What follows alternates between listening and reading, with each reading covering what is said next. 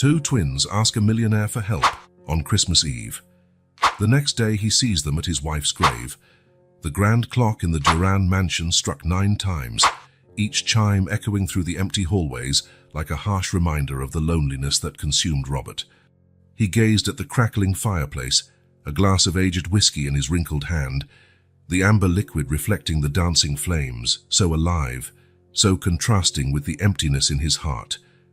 "Another Christmas, Elise," Robert murmured to the portrait of his late wife above the fireplace. "Exactly 1 year without you." His eyes, once filled with ambition and vigor, were now dull, surrounded by deep wrinkles that told the story of a man consumed by bitterness. Robert Durand, at 60 years old, was the epitome of success in the eyes of the world. A business empire built with his own hands, a fortune that could sustain generations. But on that night, he was just an old, lonely man, haunted by the ghosts of the past and the deafening silence of the present. A flash of memory hit him like a punch in the gut. Elise, radiant in her favorite red dress, decorating the Christmas tree the year before. Her melodious laughter echoed in his mind, a sound he feared he was beginning to forget. "Come on, Robert," she would say, her eyes sparkling with infectious joy. "Where's your Christmas spirit?" He had grumbled something about work, about a crucial merger that needed to be finalized. Now, a year later, Robert would give anything to go back to that moment, to embrace Elise one last time, to tell her how much he loved her. The whiskey burned his throat as he downed the rest of the glass in one go. With a grunt, Robert rose from his leather armchair, his heavy steps echoing through the silent mansion. Each room was a gallery of memories. The piano Elise loved to play, now covered in a thin layer of dust, the kitchen where she insisted on preparing Christmas dinner, even with a staff of chefs at her disposal, the conservatory, her favorite refuge, now a graveyard of wilted plants and forgotten dreams. Robert stopped in front of the imposing Christmas tree in the entrance hall, its bare branches a silent accusation. Elise always insisted on decorating it together, a tradition he now realized was the heart of their Christmases. This year, not even the staff had bothered to adorn it. Why should they? The master of the house had made it clear that Christmas was just another day on the calendar. A heavy sigh escaped Robert's lips. He walked to the window, watching the softly falling snowflakes outside, covering the world in a pure white blanket. How many times had Elise dragged him out, insisting they make snowmen like grown-up children? "So you were right, my love," he whispered, his hand touching the cold glass. "I should have cherished every moment." The sudden ringing of the doorbell cut through the silence like a knife, making Robert jump. He frowned, checking his wristwatch. Who could it be at this hour on Christmas Eve? Hesitantly, Robert walked to the door. For a brief moment, an irrational glimmer of hope sparked in his chest. What if it were Elise? What if the past year had been just a terrible nightmare? Shaking his head to dispel such foolish thoughts, Robert turned the doorknob, opening the heavy oak door. What he saw on the other side made his heart stop for a moment. Before him, shivering in the cold night, were 2 children. Twins, he realized immediately. A boy and a girl, no more than 10 years old, with large brown eyes that looked at him with a mix of fear and desperate hope. Please, sir," the boy stammered, his voice trembling from the cold and nervousness. We need help." The girl, holding her brother's hand tightly, stepped forward. "Our mother is very ill," she said, her voice small but determined. "We need money for her medicines." Robert froze, a turbulence of conflicting emotions swirling within him. Suspicion, irritation, curiosity, and surprisingly, a pang of compassion that he hadn't felt in a long time. As he looked at those 2 small figures shivering in the snow, something inside Robert began to move. It was as if the ice that had formed around his heart was starting to melt, slowly. "Come in," he heard himself saying, his voice hoarse from disuse. Let's talk." As the children passed by him, entering the mansion timidly, Robert couldn't imagine how this simple act of opening the door would change his life forever. Christmas, which promised to be just another day of loneliness and bitterness, was about to transform into something much more meaningful. Robert Durand's Christmas Eve had only just begun, and with it, an unexpected journey of redemption, compassion, and, perhaps, a miracle. Robert watched the two small figures enter his mansion, leaving wet, snowy footprints on the Persian rug in the entrance hall. The contrast between the ragged children and the opulent luxury surrounding them was stark, almost painful to see. "Can't you have names?"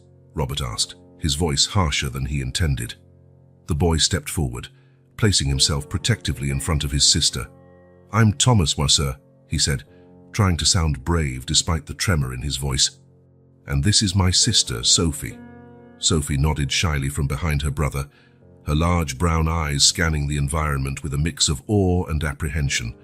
Robert cleared his throat, feeling strangely uncomfortable. "Well, Thomas and Sophie," he said, gesturing toward the living room. "Come closer to the fire before you freeze." The children followed hesitantly, their steps almost inaudible on the marble floor. When they reached the living room, both gasped at the sight of the imposing Christmas tree, even without decorations. "Sit down," Robert ordered, indicating the leather sofa.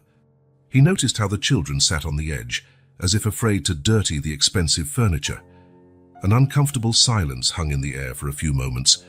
Robert found himself studying the twins more closely. Their faces were thin but not malnourished. Their clothes, although clearly second-hand, were clean and well cared for. There was a dignity about them that intrigued him. Robert finally broke the silence. "You mentioned your mother is ill." Sophie nodded vigorously. "Yes, sir. She has a very high fever and hasn't been able to get out of bed for days." "And you don't have money for medicines?" Robert asked, a hint of skepticism in his voice. Thomas looked Robert straight in the eyes, a flash of wounded pride crossing his young face. "Normally we manage, Issa. Mom works hard and we help as much as we can, but with her ill—" The boy's voice faltered, and Sophie finished. "The money we had saved barely covered food this week. Nothing was left for medicines." Robert felt something twist inside him. Was it compassion, or just indigestion from the whiskey? He wasn't used to dealing with this kind of situation. His rational mind told him to send the children away, that this wasn't his problem. But something, perhaps the memory of Elise, held him back. "And what makes you think I would help?" he asked, his voice softer than he intended. Sophie looked down at the floor, nervously playing with the hem of her worn coat. We heard stories about you, Mr. Durand," she said softly. Robert raised an eyebrow. "Stories?" Thomas nodded. "Yes, sir. People talk about how you are rich and powerful. Some say you are, well, harsh and stingy." Robert completed with a bitter smile.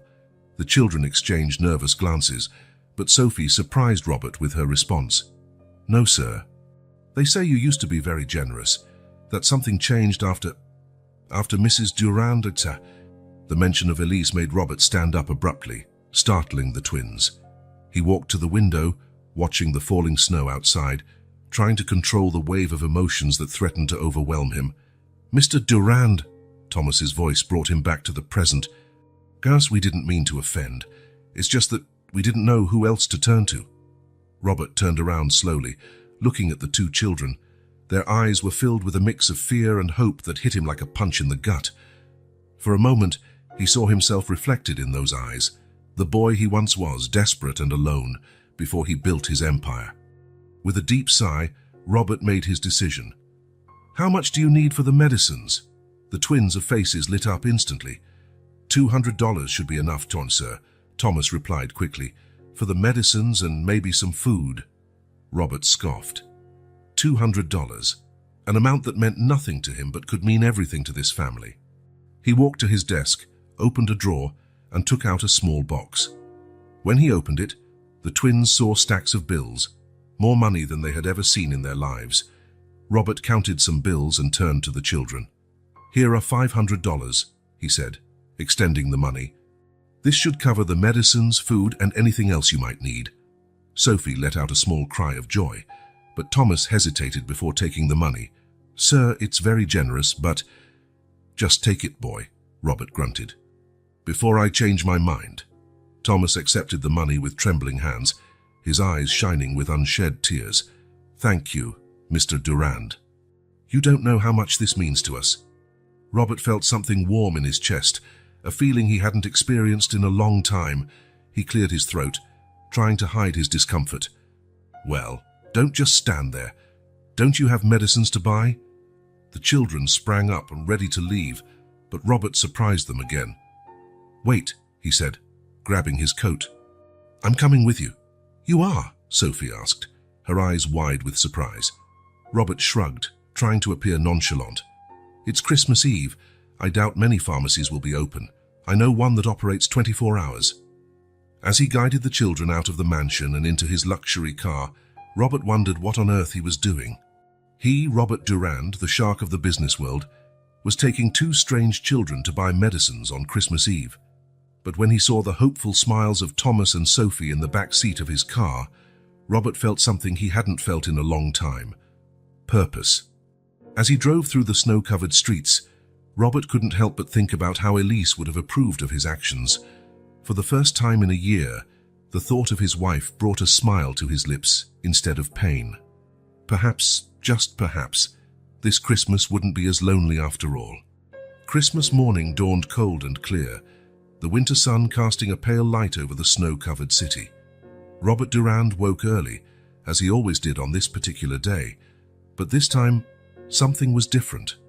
The weight of loneliness that usually crushed him felt a bit lighter, as if the events of the previous night had opened a small crack in his armor of bitterness.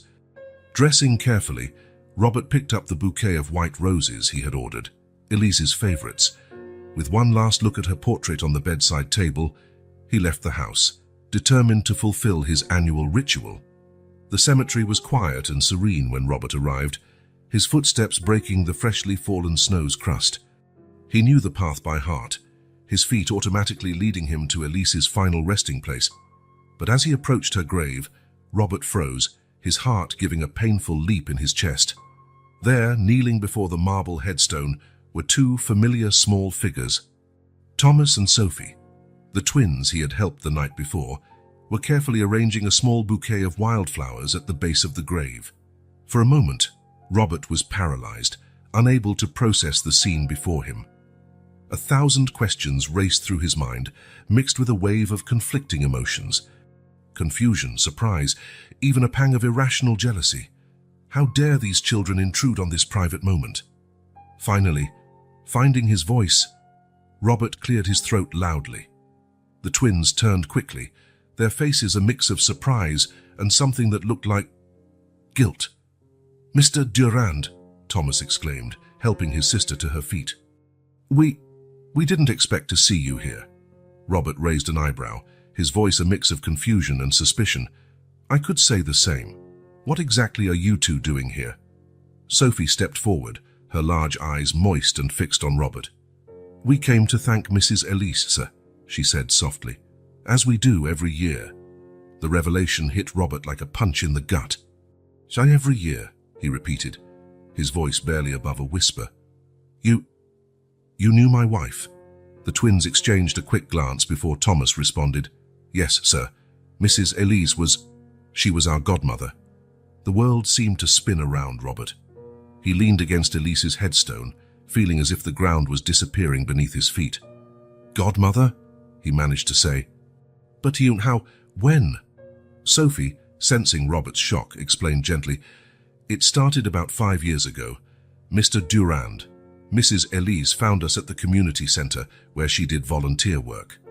Thomas continued, "Our mum was going through tough times, and Mrs. Elise, she just took us under her wing. She helped with food, clothes, school supplies, but more than that, she gave us love and attention." Robert felt unshed tears burn in his eyes. 5 years. For 5 years, his Elise had been a vital part of these children's lives, and he had no idea. How could he have been so blind, so absorbed in his own world? "Why did she never tell me?" Robert asked, more to himself than to the twins. Sophie answered softly, "She wanted to, Mr. Durand. Many times she talked about how she wished to introduce us to you. But she was afraid of how I would react," Robert completed, the realization hitting him like a cold wave. He remembered how many times he had complained about Elise's lost causes, about how she was wasting her time and resources on strangers. What a fool he had been. A heavy silence fell over the small group. Robert looked at Elise's grave, at the flowers carefully placed by the twins, and then at the children. Something, perhaps the memory of Elise, held him back from sending them away. "Did she talk about me?" Robert asked softly, his voice choked with emotion. Thomas nodded enthusiastically. "Jane all the time, sir. She always said how brilliant and hard-working you were, how you built everything from scratch," Sophie added, "and she always said how, deep down, you had a huge heart, that you just needed a chance to show it to the world." The children's words were like arrows hitting straight to Robert's heart. Elise had always believed in the best of him, even when he himself had forgotten who he was. "Last night," Robert began, a sudden realization hitting him. "You came to my house because Mrs. Elise always said, if we were ever truly desperate, we should come to you," Thomas completed. "She said that, despite your tough appearance, you had a heart of gold." Robert could no longer hold back the tears. They flowed freely down his face, years of suppressed emotions finally finding an outlet. Without thinking, he pulled Thomas and Sophie into a tight embrace, surprising himself as much as the children. "Thank you," he whispered, his voice choked. "Thank you for keeping alive a part of Elise that I had forgotten." When they finally separated, Robert looked again at Elise's grave. The inscription on the headstone, which he knew by heart, seemed to shine with a new meaning. "Elise Durand, beloved wife, friend and guardian of hearts." "You always knew, didn't you, my love?" Robert murmured to the headstone. "You knew I needed to rediscover my humanity." Turning to the twins, Robert made a decision that would change the course of his life forever. "Thomas, Sophie," he said, his voice firm despite the tears, "would you like to hear more about my wife, about her work? Perhaps we can continue what she started." The twins' faces lit up with radiant smiles. "We'd love to, Mr. Durand," Sophie exclaimed. As the three left the cemetery together, Robert felt as if a heavy burden had been lifted from his shoulders. For the first time in a year, he felt hope. Elise might be gone, but her legacy of love and compassion lived on through these children, and now through him as well. Christmas, which had begun with the usual sadness, now promised to be the beginning of something new and wonderful. Robert knew he had much to learn and much to repair, but with the memory of Elise guiding him, and the innocence of Thomas and Sophie to inspire him, he was ready for the journey. In the days that followed the encounter at the cemetery, Robert Durand found himself on a journey he never imagined undertaking. The revelation that Elise had a secret life of philanthropy, a life that included Thomas and Sophie, had shaken the foundations of everything he believed about his marriage. With the determination that had made him a titan of business, Robert decided to unravel the mystery his late wife had left behind. He began by rummaging through Elise's office, a room in the mansion he had barely touched since her death. As he sifted through drawers and files, memories flooded his mind. Flashback 5 years ago. "Robert, could you please listen to me for a moment?" Elise's voice was laced with frustration. Robert barely looked up from his laptop. "Darling, I'm in the middle of a crucial negotiation. Can it wait?" Elise sighed deeply. "It always can wait, can't it? Our marriage, my projects, everything always can wait." That finally caught Robert's attention. He looked at his wife, noticing for the first time the weariness in her eyes. "What projects?" "Exactly, Robert," Elise replied, her voice a mix of sadness and resignation. "You don't even know her. Present." Robert shook his head, trying to push away the painful memory. How many times had he ignored the signs? How many opportunities to truly know his wife had he squandered? Continuing his search, Robert found a hidden folder in the back of a drawer. Inside it were receipts from donations, brochures from community centers, and a diary. With trembling hands, he opened the small leather-bound notebook. Elise's elegant handwriting filled the pages, and Robert began to read, feeling as if he were invading a sacred sanctuary. "Today, I met 2 extraordinary children at the center," one entry said. "Thomas and Sophie, so young, but with eyes that have already seen too much. I wish I could do more for them." Robert felt a lump form in his throat. He continued reading, absorbing each word like a man dying of thirst in the desert. Flashback 3 years ago. "Elise, are you donating money again?" Robert asked, His voice tinged with irritation as he examined the bank statement. Elise looked at him defiantly. "And if I am? I'm not saying you shouldn't," he replied, trying to keep his calm. "But these amount... Where is all this going?" For a moment, Robert saw something flash in Elise's eyes. Fear, guilt, but it was quickly replaced by determination. "To people who truly need it, Robert. Something you seem to have forgotten how to do." The words hit him like a slap. "What do you mean by that?" Elise sighed, the fight leaving her body. "Nothing, Robert. Forget it. Present." Robert closed his eyes, the pain of the memory almost physical. How could he have been so blind, so absorbed in his own world that he couldn't see the chasm growing between him and Elise? Returning to the diary, he continued reading. There were entries about Elise's volunteer work, her dreams of doing more, her frustration with his indifference, and, intertwined with it all, mentions of Thomas and Sophie. "The twins have made so much progress this month," one entry said. "Sophie is doing wonderfully in school now, and Thomas has such a big heart. Sometimes I wonder if Robert and I had had children." The sentence trailed off, and Robert felt a pang of regret. They had decided not to have children, focusing on their careers. Or rather, he had decided, and Elise had agreed. Determined to discover more, Robert decided to visit the community center mentioned in the diary. Driving through the poorer part of the city, he found himself in a neighborhood he would normally avoid. The center was a modest building, painted in bright colors but clearly in need of repairs. As he entered, Robert was greeted by curious and some frankly hostile looks. Clearly, he didn't belong here. A middle-aged woman approached him, her face a mix of caution and curiosity. "Can I help you, sir?" Robert cleared his throat, suddenly nervous. "Yes, I'm looking for information about a volunteer, Elise Durand." The woman's face lit up with recognition, followed quickly by sadness. "Oh, Elise, what a terrible loss. She was an angel to us here." "You knew her well?" Robert asked, eager for any information. The woman nodded. "Of course. Elise was here almost every day. She helped with tutoring, fundraising, food distribution. She did everything." Robert felt a wave of shame. How did he not know any of this? "And did she ever mention two twins, Thomas and Sophie?" A soft smile appeared on the woman's face. "Ah, the little protégé of Elise. Yes, she adored those children. She always talked about how much she wanted to do more for them." As he conversed with the woman and other staff members at the center, Robert began piecing together the secret life of Elise. Each new piece of information was like a knife in his heart, reminding him of how much he had neglected, how much he had lost. Back at the mansion, Robert sat in his office, surrounded by the remnants of Elise's philanthropic life.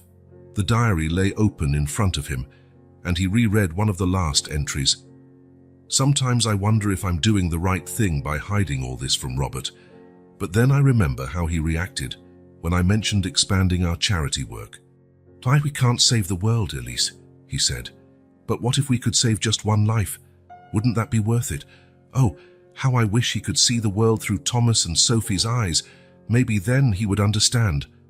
Robert closed the diary, tears silently rolling down his face. He understood now.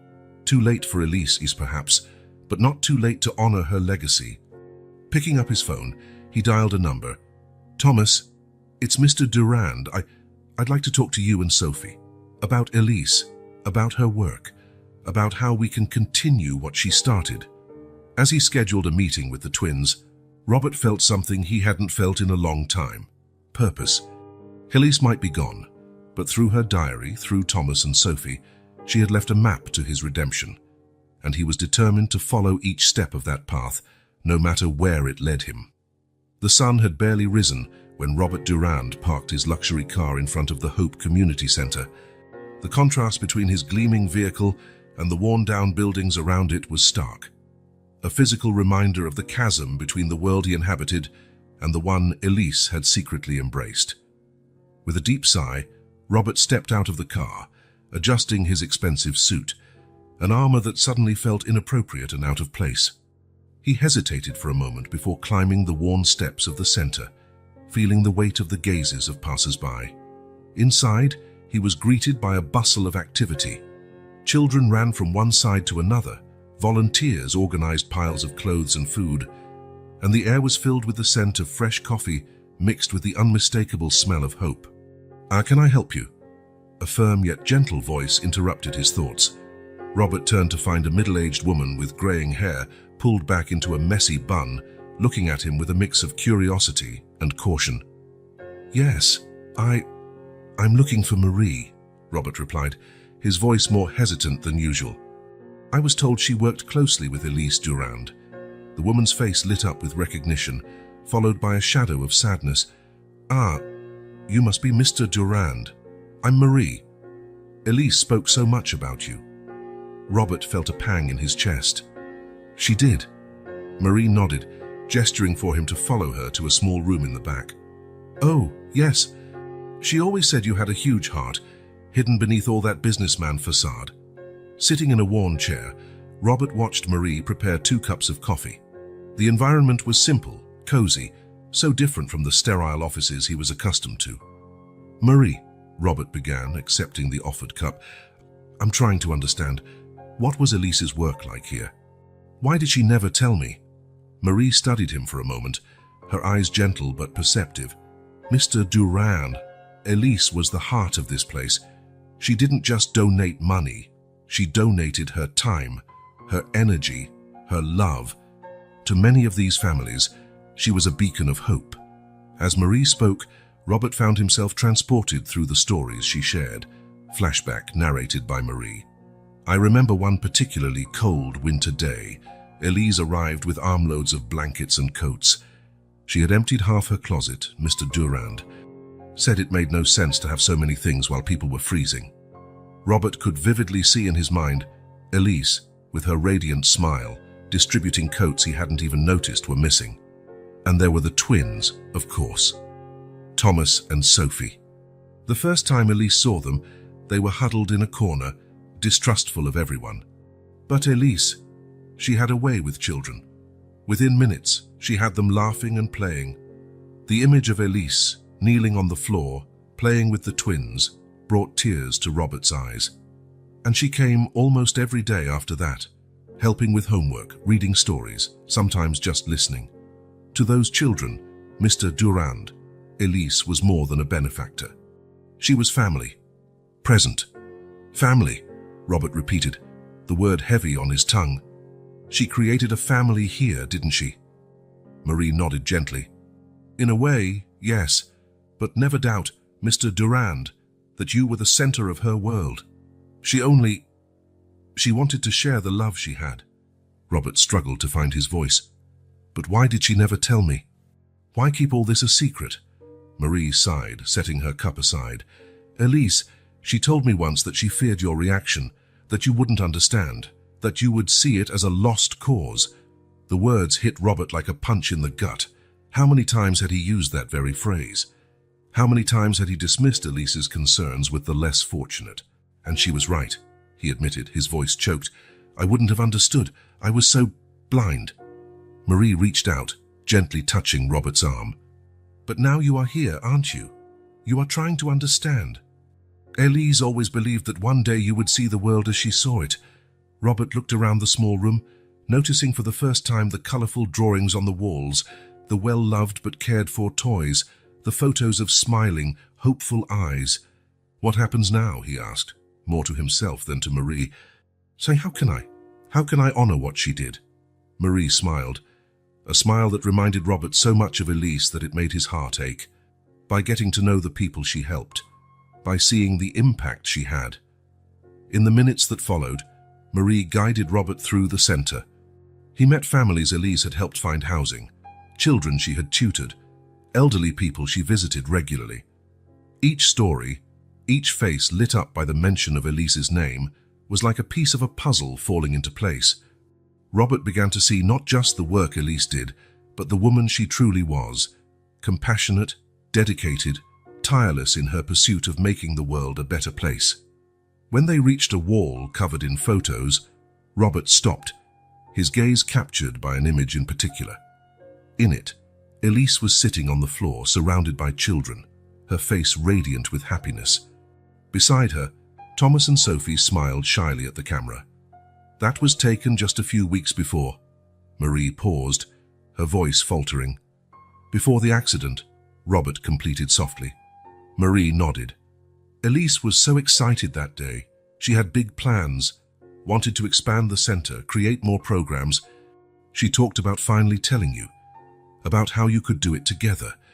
Robert felt as if the air had been knocked out of his lungs. The realization of what could have been, of the future that was stolen not just from him and Elise, but from all these people, was overwhelming. Marie, he said, his voice firm despite the emotional turmoil, I want to know everything. Every project Elise had in mind, every dream she shared. I want to continue her work. Marie's eyes filled with tears. Oh, Mr. Durand, Elise always said you had a heart of gold. She would be so happy to hear this. As he left the center hours later, Robert felt transformed. The world around him looked different, not a place of numbers and business, but of people, stories, and possibilities. Elise had left a legacy, not of wealth or power, but of love and compassion. And now, finally, Robert was ready to be a part of it. Looking up at the sky, he whispered, I understand now, my love, and I promise I will make you proud. With that promise echoing in his heart, Robert Durand took the first step in a journey that would change not just his life, but the lives of countless others. The legacy of Elise would live on, and through it, she would continue to make the world a better place. The address Marie had provided led Robert to a neighborhood he barely knew existed in his own city. Narrow streets lined with run-down buildings and shops with faded facades formed a labyrinth of hidden poverty. Parking his luxury car, which looked absurdly out of place, Robert took a deep breath before stepping out. The smell of mold and cheap disinfectant invaded his nostrils as he climbed the stairs to the third floor of a building that had seen better days decades ago. As he approached the indicated apartment, Robert hesitated for a moment before knocking. The door was opened almost immediately by Sophie, her large eyes widening even more at the sight of him. Mr. Durand! You really came. Her voice was a mix of surprise and relief. Hello, Sophie, Robert replied, trying to smile reassuringly. May I come in? Sophie nodded, opening the door wider. The interior of the apartment was small and dimly lit, but impeccably clean. Thomas was sitting at the kitchen table, doing what looked like homework. He looked up, his eyes meeting Robert's. Mr. Durand, Thomas said, standing up. Thank you for coming. Robert followed the twins to a small bedroom at the back of the apartment.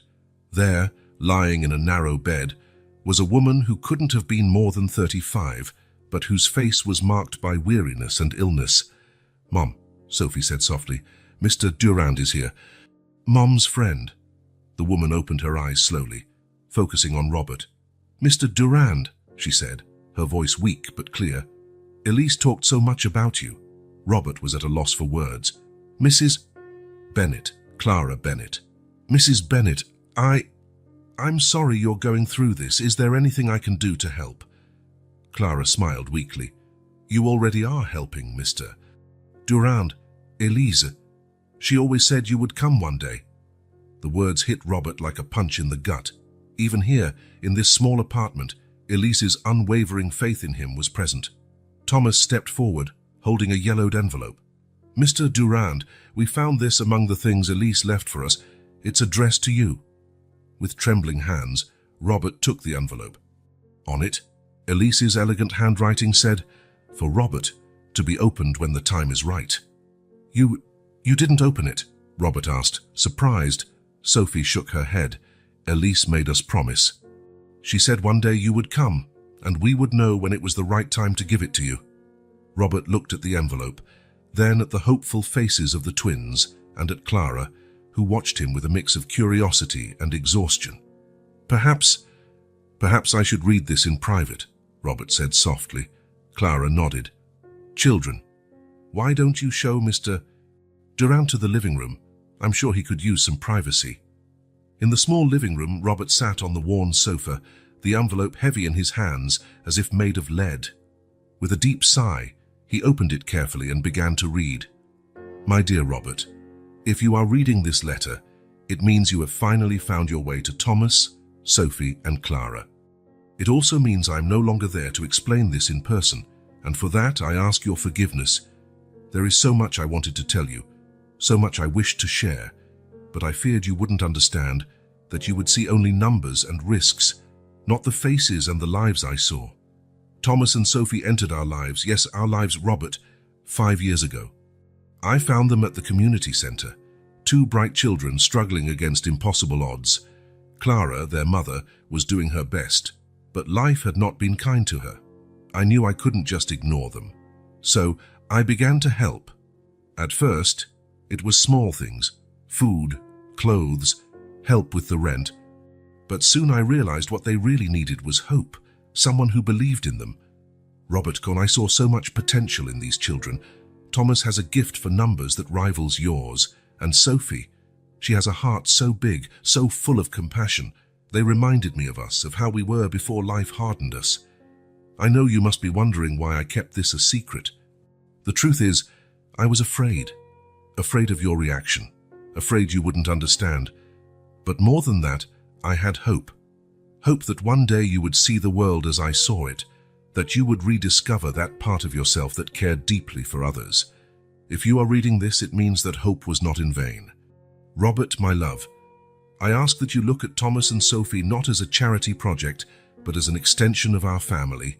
They need guidance, opportunities, and you, my dear, need them more than you imagine.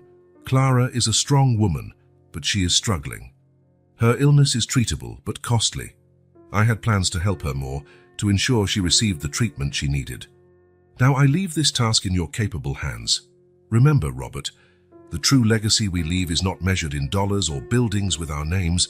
It is measured in the lives we touch, the difference we make in the world. If I know you, and I do, you have a huge heart. Even if sometimes you forget it. I trust you to continue the work I started, not out of obligation, but because I know that, deep down, this is what you also desire. With all my love, now and always, Elise. Robert lowered the letter, tears streaming down his face. Each word from Elise was like a balm and a revelation at the same time. How could he have been so blind? How did he not see the incredible work his wife was doing, the passion that fueled her soul? Looking around the small room, Robert saw it with new eyes. It wasn't just a rundown apartment. It was a home, filled with love and struggle, with dreams and possibilities. Thomas and Sophie stood at the entrance, watching him with a mix of concern and hope. "Mr. Durand," Sophie asked hesitantly, "are you okay?" Robert stood up, wiping away his tears. "Yes, Sophie. In fact, I'm better than I've been in a very long time." He looked at the twins, truly seeing them for the first time. "You two, can you tell me more about Elise? About what she did for you?" The twins' faces lit up, and they began to talk, their voices overlapping in their excitement. Stories of after-school tutoring, surprise trips to the zoo, Elise showing up with bags of food when the cupboard was bare. Each word was like a piece of a puzzle falling into place, revealing an image of Elise that Robert barely knew but loved deeply. As he listened, a resolution formed in his heart. He would honor Elise's legacy, not just for her, but for Thomas, Sophie, Clara, and for himself. The man who entered that apartment was not the same one who would leave. Robert Durand had rediscovered a part of himself that had long been dormant. And with that rediscovery came a silent promise. He would make a difference, one act of kindness at a time. Robert sat in his office at the Durand mansion, Elise's letter open before him. The hours that had passed since leaving the twins' apartment were a blur. His mind was filled with images, the small apartment, Clara's weary face, the twins' hopeful eyes. And now, Elise's words, waiting to be truly absorbed. With a deep sigh, Robert began to reread the letter, this time more slowly, letting each word sink into his heart. "My dear Robert, if you are reading this letter, it means you have finally found your way to the heart of the work that became so important to me in the last years. It also means I am no longer there to share this journey with you personally, and for that, my love, I ask your forgiveness. There is so much I wanted to tell you, so many times I was on the brink of revealing everything. But I always hesitated. fearing you wouldn't understand, that you would see only numbers on a spreadsheet, not the faces and the lives that became so precious to me. It all started 5 years ago when I visited the Hope Community Center for the first time. I went there for a simple clothes donation, but what I found changed my life forever. I saw families struggling against impossible odds, brilliant children whose potential was being stifled by poverty, elderly people forgotten by the society they helped build. Among them, I met Thomas and Sophie, two extraordinary children.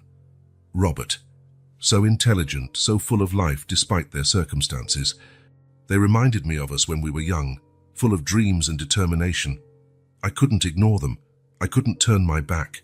At first it was small things: food, clothes, help with the rent for Clara. But soon I realized what they really needed was hope.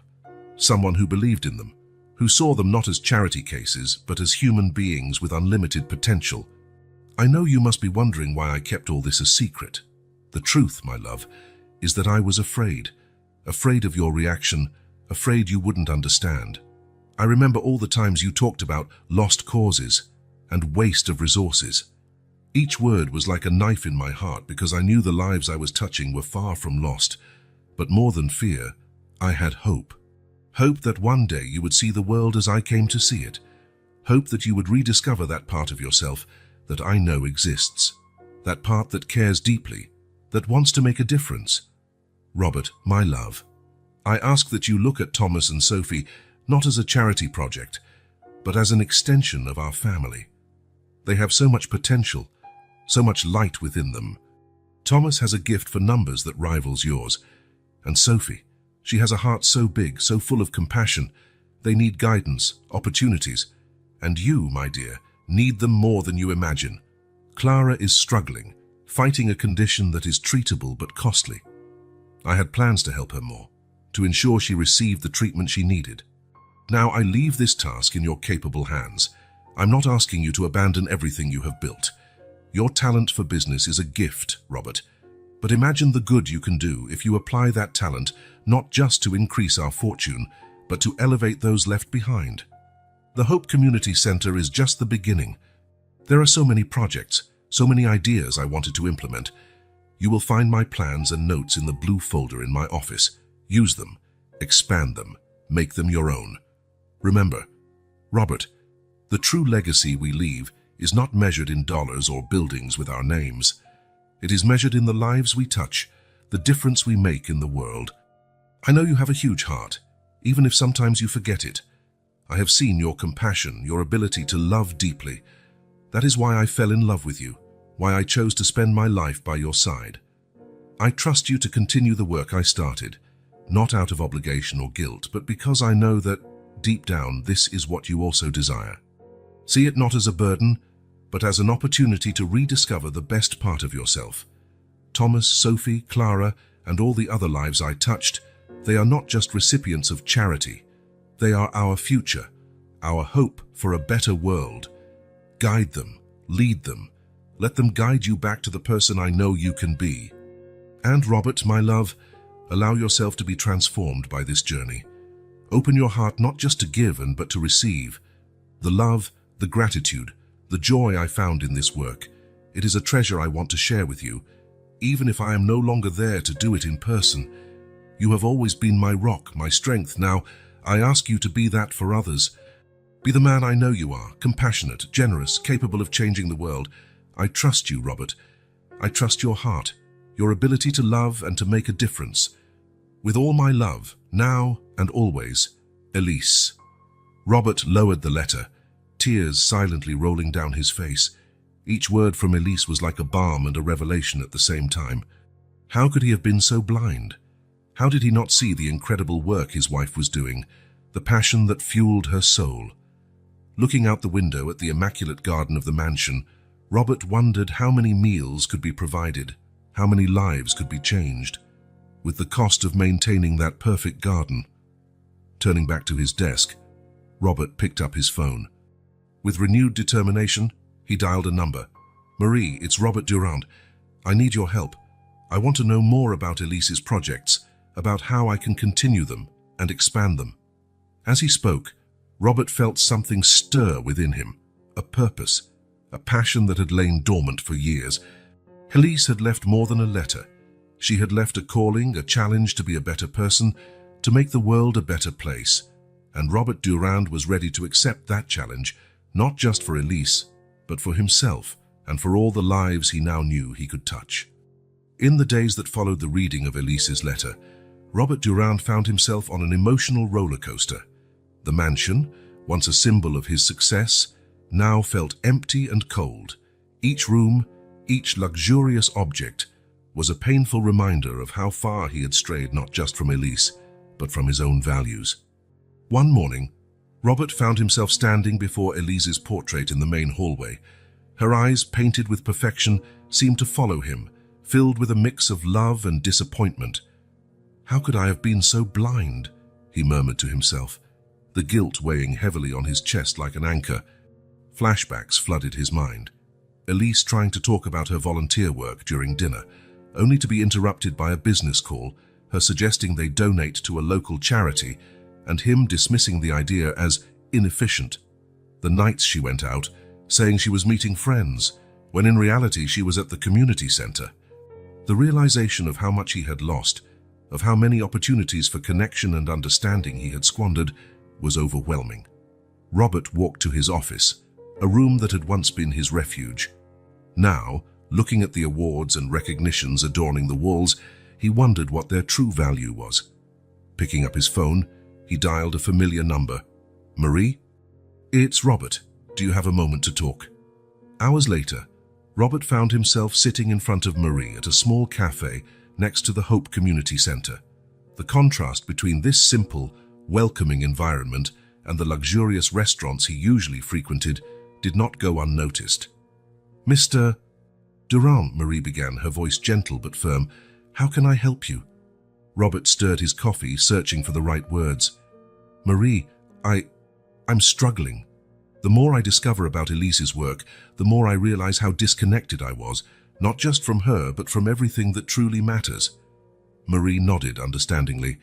"It's natural to feel this way, Mr. Durand. Elise was an extraordinary woman, with an incredible ability to see the best in people and situations. But how could she see the best in me?" Robert exploded, surprised by his own vulnerability. "I was so focused on myself, so obsessed with success and status. How could she love someone like that?" Marie smiled softly. "Mr. Durand, Elise didn't love an imaginary version of you.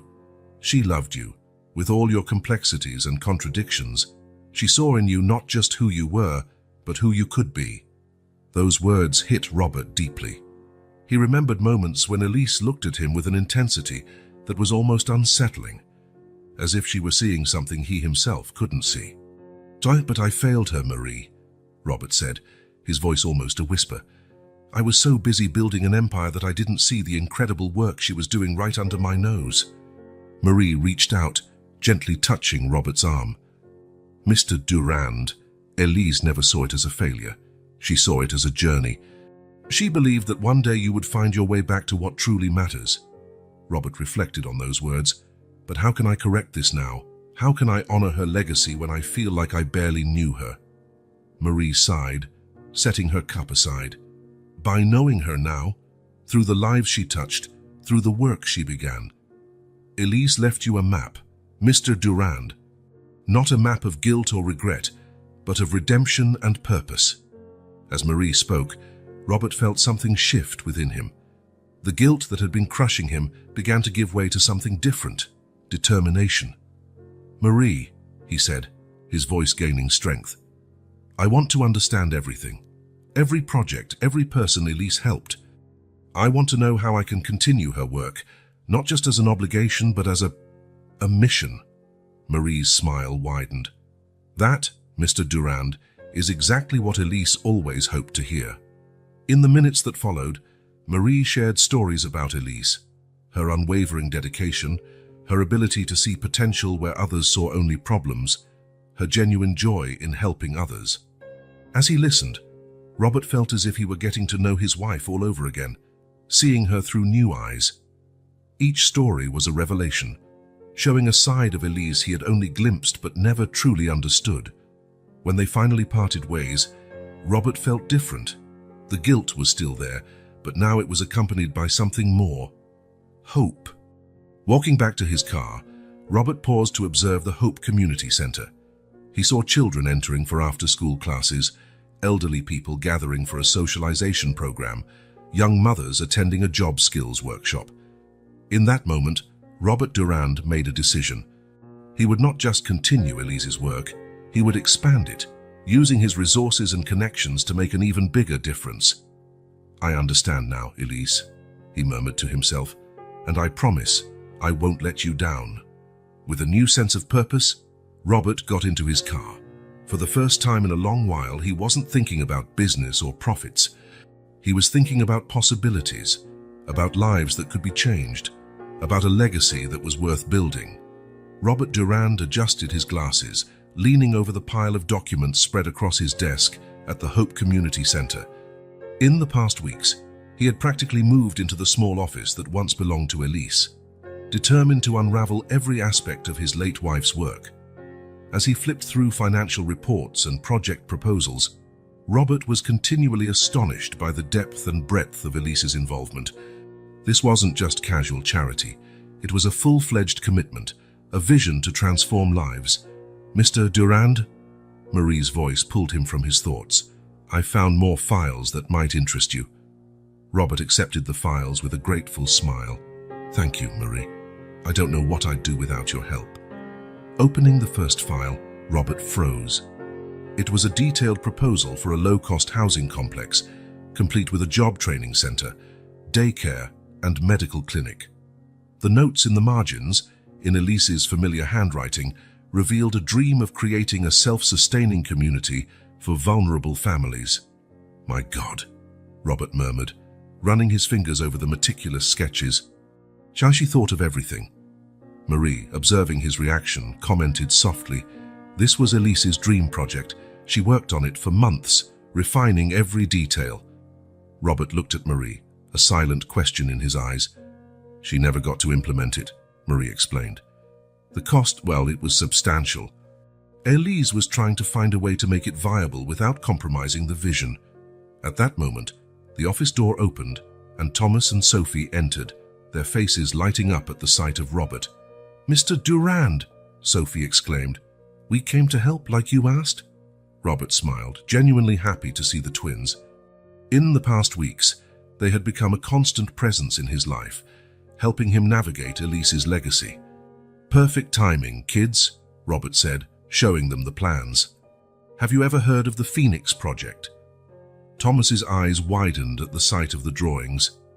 "The Phoenix Project. Mrs. Elise showed us this once. She said it would be a place where families like ours could really start over." Sophie nodded enthusiastically. She talked about how there would be classes for adults to learn new skills and a safe place for kids to play after school.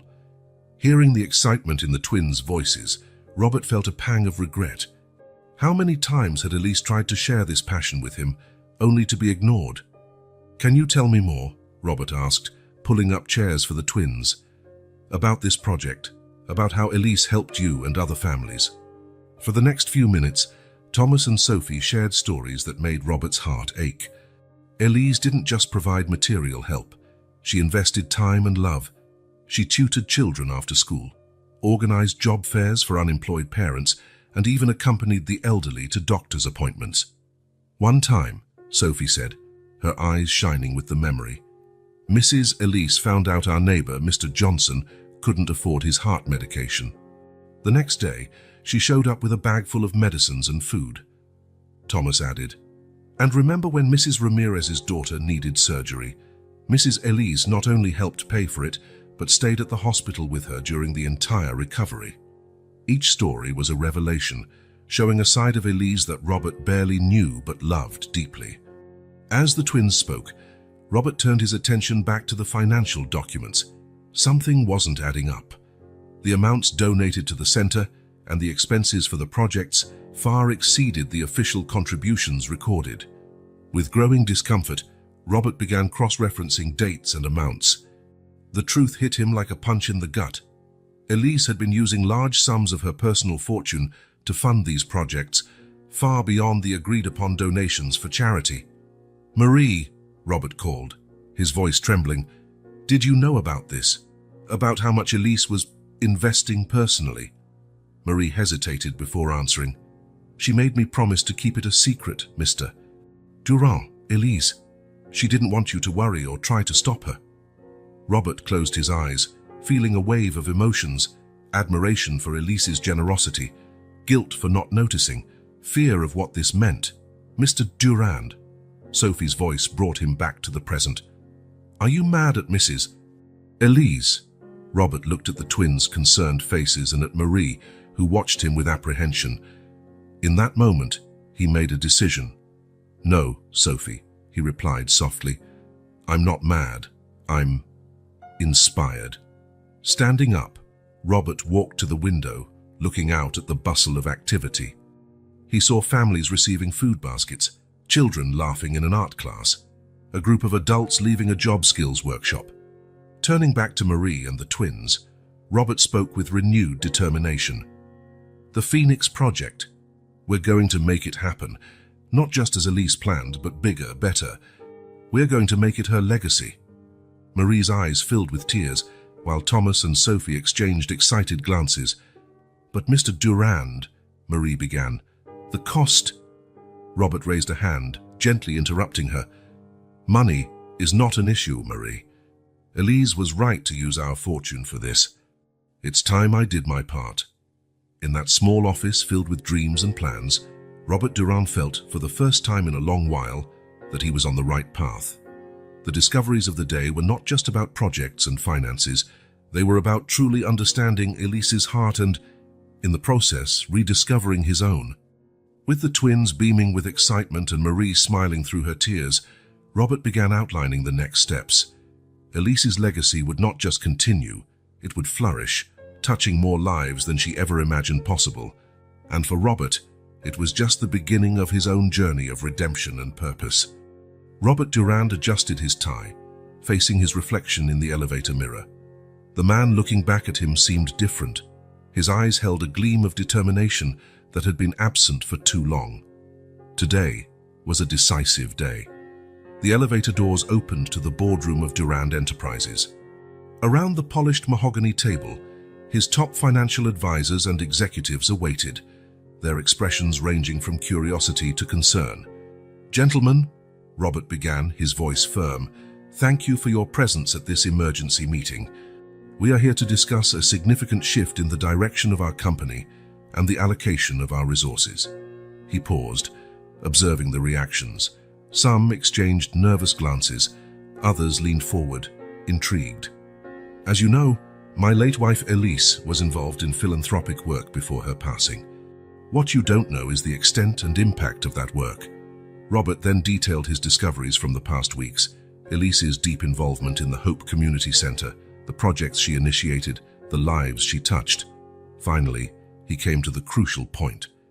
"It is my intention not only to continue Elise's work, but to significantly expand it. Starting with the Phoenix Project, a housing complex and training center for vulnerable families." The silence that followed was broken by Charles Winthrop, the CFO, who cleared his throat nervously.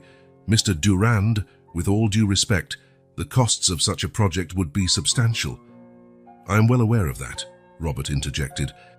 "But it is an investment I am willing to make, both personally and through the company." The room erupted in protests and questions. Robert let them speak, observing calmly. When the tumult subsided, he spoke again. "Gentlemen, I understand your concerns, but I ask you to consider this not just as charity, but as an opportunity to redefine the legacy of Durand Enterprises, to make a real difference in the world." For the next few minutes, Robert presented a detailed plan: how the project could be structured, the potential benefits, the impact on the company's image. Gradually, he saw the resistance in some faces begin to fade. "I'm not asking for an immediate decision," Robert concluded, "but I am informing you that this is the new direction of the company. Those who wish to be part of this new journey are welcome. For the others, well, I understand if you choose to pursue other paths, Leaving the boardroom, Robert felt the weight of his decision, but also a lightness he hadn't experienced in years. His phone rang. It was Marie. Mr. Durand, Clara, the twins' mother, has had a relapse. They're at the hospital now. Without hesitation, Robert changed his route. I'm on my way, Marie. At the hospital, Robert found Thomas and Sophie in the corridor, their small faces marked by worry. Mr. Durand, Sophie exclaimed, running to hug him. Thomas, always more reserved, stayed back, but the relief in his eyes was evident. How is she? Robert asked gently. The doctors are with her now, Thomas replied. They said they need to do more tests. Robert nodded, placing a reassuring hand on the boy's shoulder. Don't worry. We'll make sure your mother gets the best treatment possible. In the hours that followed, Robert found himself navigating a world entirely new to him. He spoke with doctors, ensuring Clara received priority care. He organized meals for the twins, making sure they had a comfortable place to wait, and even helped Thomas with his homework while they awaited news. When the doctor finally emerged to speak with them, Robert was by the twins' side, a steady and reassuring presence. Mrs. Bennett will be fine, the doctor assured them. But she will need continuous treatment and special care for a while. Before Thomas or Sophie could worry about the costs, Robert intervened. Don't worry about any of that. I'll take care of everything.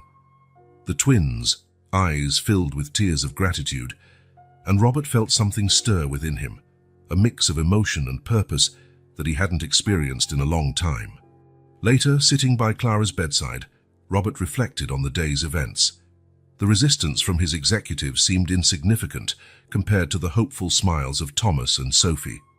The concerns about profits and stocks paled in comparison to the real struggles of families like Clara's. Clara opened her eyes slowly, focusing on Robert. Mr.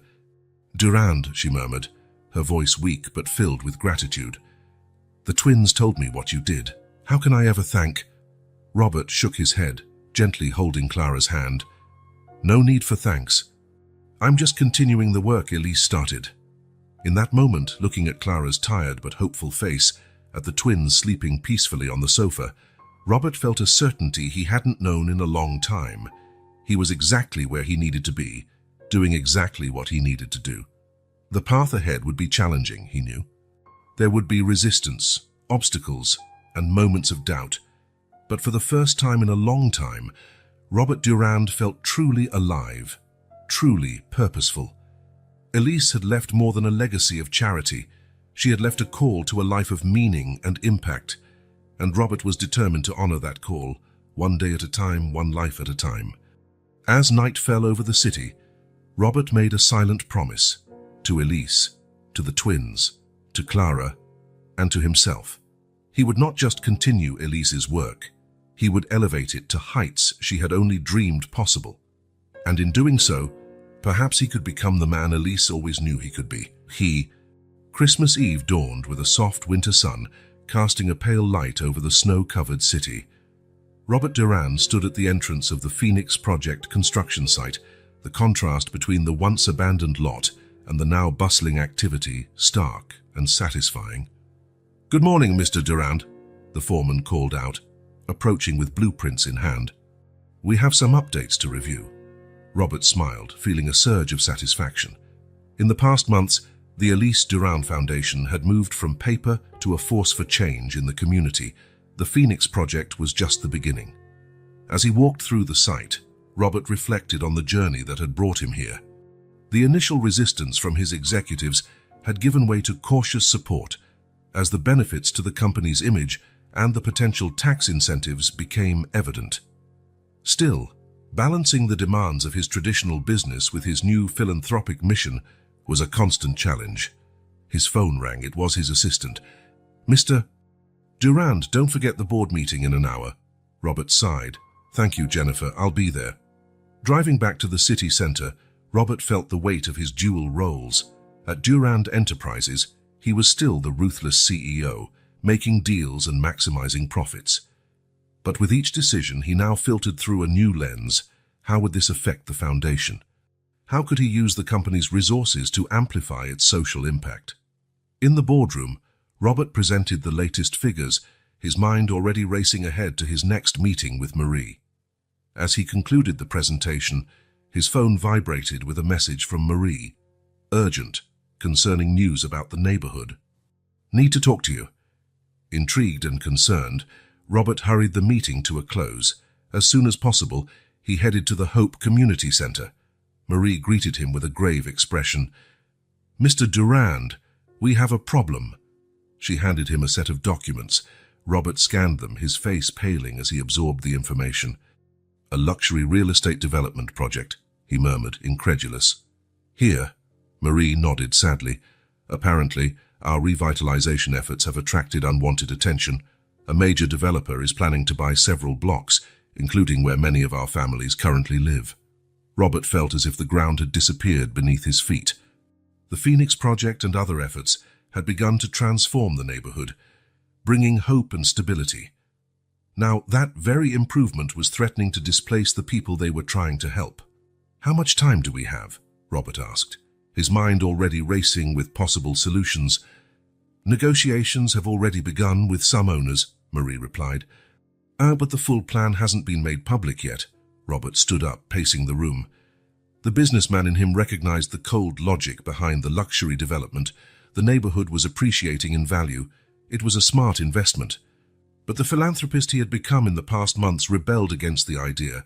"We need to do something," he declared. "We can't just let these families be pushed out." At that moment, Thomas and Sophie entered the room, their faces lighting up at the sight of Robert. "Mr. Durand," Sophie exclaimed, "we came to show you our grades. Mom said we should thank you for making it possible for us to focus on school." The sight of the twins reinforced Robert's resolve. He couldn't let them down, not after everything they had been through. "Marie," Robert said, his voice firm with renewed determination, "I need you to gather all the information you can about this development project. Owners involved, proposed plans and everything." Turning to the twins, he smiled. "And you two, how about giving me a tour of the neighborhood? I want to see all the important places through your eyes." In the following hours, Robert walked through the streets of the neighborhood, seeing it through the eyes of Thomas and Sophie, the small park where children played after school, the corner grocery store where everyone gathered for the latest news, the community library that the foundation had helped renovate. Each corner, each establishment had a story, a significance that went beyond property values. Robert began to understand truly what was at stake. Back in his office at Durand Enterprises, Robert found himself at a crossroads. As a CEO, he understood the logic of the development. As a philanthropist and guardian of Elise's legacy, he couldn't allow the community to be destroyed. Looking out at the city skyline, Robert had an epiphany. Perhaps the solution wasn't in choosing between economic development and community preservation. Perhaps there was a way to achieve both. With renewed energy, Robert began to sketch out a plan. He would use the resources and connections of Durand Enterprises to create an alternative development proposal. A project that included affordable housing, commercial spaces for local businesses, and community facilities. It wouldn't be easy. He would face resistance from all sides, from the developers who wanted maximum profit, from some community members who feared any change, and even from his own executives who might see this as a risky deviation. But as he worked late into the night, refining his vision, Robert felt a growing certainty. This was the next chapter in Elise's legacy. Not just preserving what existed, but creating something new and better. A model of development that could be replicated in other communities. When the sun rose, illuminating the first drafts of his ambitious plan, Robert knew he was on the right path. The challenge ahead was immense, but for the first time in his life, he felt he was fighting for something greater than himself. With determination, Robert picked up the phone. It was time to assemble his team, to begin the battle to save not just a neighborhood, but to redefine what responsible urban development looked like. The community hall was packed, the air buzzing with a mix of anxiety and hope. Robert Durand stood on the small makeshift stage, looking out at the faces turned toward him, some hopeful, others skeptical, all concerned. He took a deep breath, remembering why he was there. "Good evening, everyone," Robert began, his voice steady. "We are here to discuss the future of our community. As many of you know, there are plans for a major real estate development in this area." A murmur of concern rippled through the crowd. Robert raised his hand, asking for silence. "But I am here to tell you that we have a choice. We can allow others to decide our fate, or we can fight for a vision that preserves the heart of this community while embracing progress." In the days that followed that first meeting, Robert threw himself into the battle to save the neighborhood. He mobilized a team of lawyers, urban planners, and community activists. His business connections, once used to close lucrative deals, were now directed toward a greater cause. One afternoon, while reviewing strategies with his team, Robert received an unexpected visitor. It was George Hawthorne, an old business associate and now the primary investor in the gentrification project. "Robert, my old friend," George smiled, but his eyes were cold. "I hear you're causing some trouble for our development." Robert stood up, meeting George's gaze. "Not trouble, George, just doing what's right." "Doing what's right," George laughed without humor. "Since when is impeding progress the right thing? Think of the jobs we're creating, the economic boost for the city, at the cost of displacing entire families, destroying a community," Robert countered. "There's a better way to do this, George, a way that benefits everyone, not just the investors." The conversation stretched on, tense and charged. When George finally left, his veiled threat lingered in the air. "Be careful, Robert. You're playing with forces that can crush you and everything you've built." But Robert was undeterred. Instead, the threat only fueled his determination. In the following weeks, Robert worked tirelessly. He organized more community meetings, listened to concerns, and incorporated ideas from the residents. Thomas and Sophie, along with other families, became the public face of the campaign, sharing their stories with the media and at public hearings. "Mr. Durand didn't just help us," Sophie declared in an emotional interview. "He showed us how to fight for ourselves, to believe we deserve a better future." The pressure, however, was intense. Old allies in the business world began to distance themselves from Robert. Some members of the Durand Enterprises board expressed concerns about the impact on their business. One evening, exhausted after another day of legal battles and negotiations, Robert found himself alone in his office, looking at Elise's portrait. "Am I doing the right thing?" he murmured. "But at what cost?" It was at this moment of doubt that Marie entered, carrying a stack of letters. "Mr. Durand, I thought you might like to see these," she said, handing him the envelopes. "They're from families in the community. They've been writing to express their support and gratitude." Robert opened letter after letter, reading words of hope, gratitude, and belief in the future he was fighting for. With tears in his eyes, Robert looked at Marie.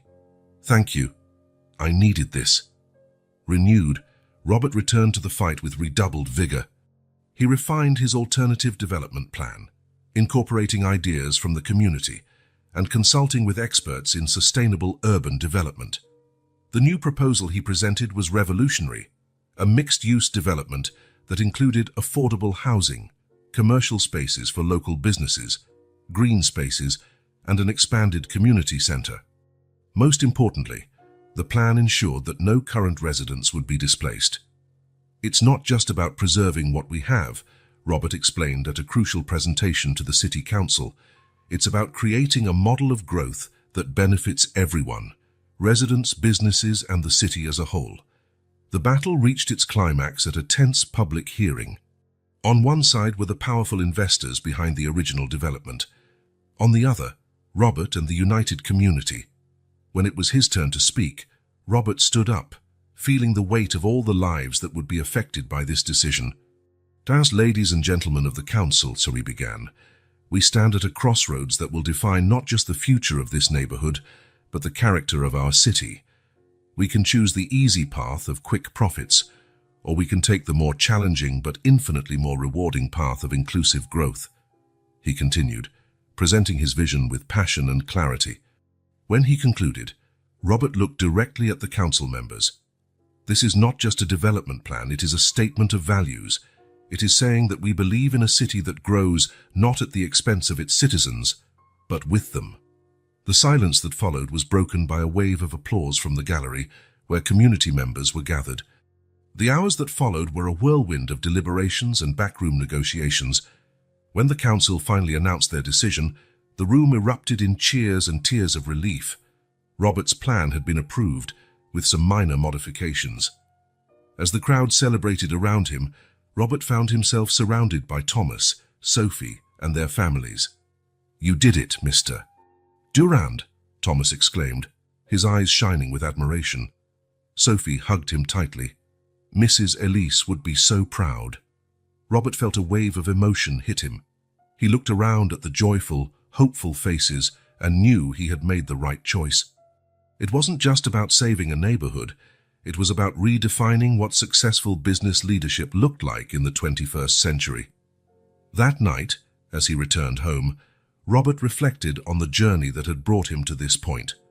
The man who had once been focused solely on profits and power had become a champion for community and compassion.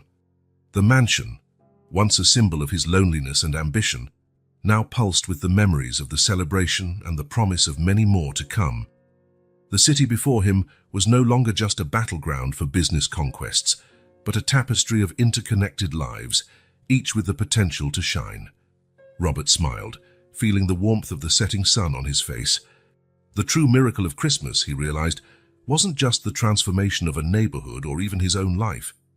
It was the revelation that every person has the power to make a difference, that every act of kindness can set off ripples of change that extend far beyond what we can see.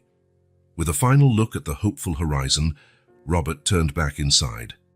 There was work to be done, lives to be touched, a legacy of love and compassion to be honored and expanded, and for the first time in a long time, Robert Durand was truly eager for the future, ready to face each new day with courage, compassion, and the certainty that in together we can create a better world, one act of kindness at a time. A stepmother abandons a girl in a trash dump. Years later, the girl did something surprising. Lucy, an 8-year-old girl, was living a happy childhood in her father's luxurious mansion. Jean, a real estate magnate in Bordeaux, France, ensured her happiness despite the devastating loss of her mother when she was just 4. The mansion, decorated with elegant art pieces and surrounded by lush gardens, housed a library where Lucy spent hours immersed in adventure books. Jean, always loving and dedicated, did everything possible to create a safe and loving environment for his daughter. Lucy's happiness seemed complete until Claire arrived. Jean met Claire at a charity event, and she quickly caught his attention with her beauty and intelligence. Claire was charming, always with a smile and a kind word. She brought gifts for Lucy, winning her trust and affection. Months later, Jean and Claire married in a grand ceremony. To Lucy, Claire seemed like the perfect stepmother, attentive and caring. However, Claire's intentions were much darker than they appeared.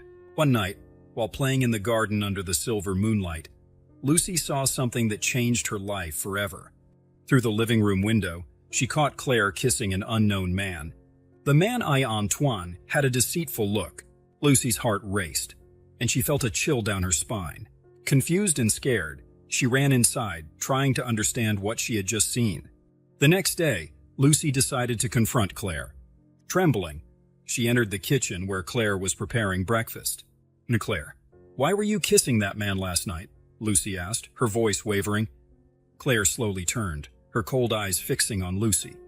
You shouldn't have seen that, Lucy," she said in a threatening tone. Before Lucy could respond, Claire grabbed her arm tightly and whispered, "If you tell anyone about what you saw, I'll make your life a living hell, and I guarantee your father will never believe you." Fear took hold of Lucy. Claire's loving expression disappeared, revealing a cruel and manipulative woman. Feeling powerless and betrayed, Lucy withdrew into herself. Playing in the garden became rare, and the house once filled with laughter was now filled with silence and tension. Jean noticed the change in his daughter's behavior. "Lucy, is everything okay?" "You seem different," he asked, concerned. Lucy desperately wanted to tell the truth, but Claire's words echoed in her mind. "I'm fine, Daddy. I'm just tired," she replied, trying to hide her anxiety. Claire, always manipulative, had a ready excuse for any question. "Lucy is just going through a phase, Jean. Don't worry," she said with a fake smile. Blinded by his love for Claire, Jean didn't see the true extent of his new wife's malice. He believed her words and tried to reassure Lucy, unaware of what was really happening. Each passing day, Lucy felt more isolated and helpless. The happiness of her childhood had been stolen, replaced by a constant feeling of fear and betrayal. She knew she needed to do something to protect her father, but the fear and sense of powerlessness in the face of such a manipulative and cruel woman consumed her. The nights were filled with nightmares and a sense of despair that only increased her silent determination. Weeks turned into months, and the tension in the mansion grew day by day. Lucy continued to live under the shadow of Claire's threat, but nothing could prepare her for what was to come. Claire and Antoine began meeting more frequently, always planning something in secret. Claire's behavior became increasingly cold and calculating, while Jean remained unaware, immersed in his love for his wife and the family business. One morning, Claire suggested that Jean visit a nearby city to evaluate some promising properties. "It would be a great opportunity to expand our investments, dear," she said, with a smile that didn't reach her eyes. Jean, thrilled with the idea, agreed without hesitation. While Jean prepared for the trip, Claire and Antoine orchestrated their dark plans. They knew that with Jean out of the way, they could take control of the entire fortune. The night before the trip, Claire toasted with Jean, hiding her true intention. "To the new opportunities that will come," she said, raising her glass of wine. Jean smiled, unaware of the falseness in her words. The next morning, Jean left for the neighboring city. Claire insisted that he go alone, saying she needed to take care of some things at home. However, what Jean didn't know was that Antoine had sabotaged the car's brakes the night before. As he descended a steep road, Jean realized the brakes weren't working. He desperately tried to control the car, but it was in vain. The car veered off the road and plummeted down a cliff. The news of Jean's death spread quickly. The mansion was engulfed in mourning, and Lucy, devastated by her father's loss, was even more at the mercy of Claire. In the days that followed, Claire feigned sadness, but her cold eyes gleamed with sinister satisfaction. With Jean out of the way, she had complete control over the inheritance and Lucy's life. One night, while Lucy slept, Claire entered her room holding a blanket and a bag. "Wake up, Lucy," she whispered, her voice icy. Lucy woke up startled, seeing her stepmother with a dark expression. "You no longer have a place here," said Claire, dragging Lucy out of bed and wrapping her in the blanket. Claire drove Lucy to the car, driving through deserted streets to a dump on the city's outskirts. "This is where you belong," said Claire, pushing Lucy out of the car. Lucy, crying, looked at Claire, but her stepmother only smiled coldly. "And if you try to come back, I'll make sure you're never found. No one will miss you." With those cruel words, Claire got into the car and left, leaving Lucy alone in the cold and darkness. Lucy, tears streaming down her face, wandered through the dump, trying to find shelter. The nauseating smell and oppressive darkness heightened her despair. After hours of loneliness and fear, she collapsed beside a pile of garbage, exhausted and hopeless. The next morning, when people in the mansion noticed Lucy's absence, they began asking questions. Claire, with a sad expression, lied to everyone. Lucy ran away. She was rebellious since Jean's death. "I tried everything to help her, but she just didn't want to stay." At dawn, a couple of English tourists, Elizabeth and Thomas, passed by the dump and heard Lucy's faint sobs. "Thomas, stop the car." "I heard something," said Elizabeth, worried. They found Lucy, dirty and injured, and immediately took her to the hospital. In the hospital, Lucy was cared for and began to recover physically, but the emotional trauma was deep. She was in shock and couldn't talk about what had happened. Elizabeth and Thomas, moved by compassion, decided to adopt Lucy, offering her a new chance at life in England. "We'll take care of you, dear," said Elizabeth, holding Lucy's hand tenderly. "You'll never be alone again." Lucy left for England with her new adoptive parents, carrying with her the pain of loss and the promise of an uncertain future. As the plane took off, she looked out the window, determined to find a way to honor her father's memory and face the demons of her past. The flight to England was long and silent. Lucy, still in shock, kept her eyes fixed on the window, watching the clouds pass by. Elizabeth and Thomas tried to comfort her, but Lucy barely registered their words.